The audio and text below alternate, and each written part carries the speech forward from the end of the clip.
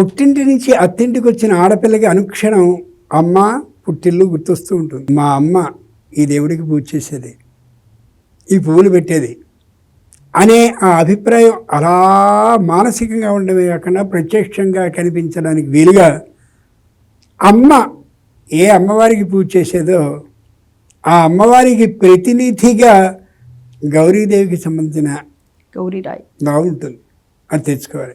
దానికి తను ప్రత్యేకంగా పూజ చేస్తున్నారు. రోజు వచ్చేటటువంటి సందర్భంలో అమ్మ ఏ తులసి మొక్కకి నిరంతరం ప్రదక్షిణం చేసి నీళ్లు పోసేదో, మంత్రం చదువుతో శ్లోకం చదువుతానో, ఆ తులసి కోటలో ఉన్న చిన్నదైన మొక్కని తెచ్చి అదే మొక్కని ఇక్కడ పెంచుకోవాలి. నేను మా అమ్మ ఇంట్లో ఉన్నాను, మా అమ్మ నాకు కనిపిస్తుంది, మా అమ్మ చక్కగా ఉంది.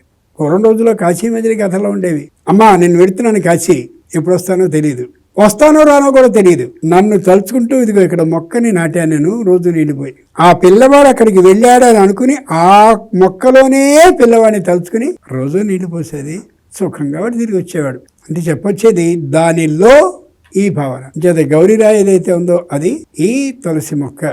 ఆ తులసి కోటలో ఉన్నదే చిన్నది తెచ్చుకుని వేసుకుంటే హాయిగా ఉంటుంది. తెచ్చుకోవడం ధర్మం.